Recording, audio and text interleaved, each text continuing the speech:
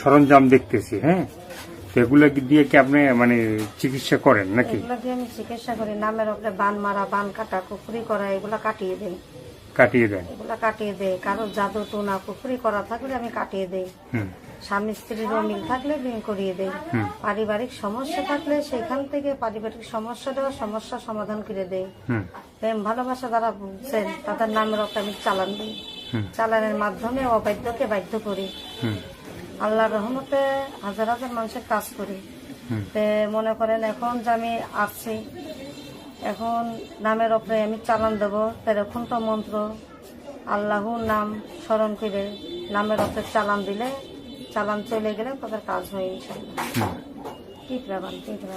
এখন এইগুলো দিয়ে কি কি করেন একটু বলবেন? এই যে আপনার চালান মারি, চালান বান মারা, বান কাটা, পুকুরি করা, নষ্ট মানসিক নষ্ট, এগুলা কাটিয়ে দেই।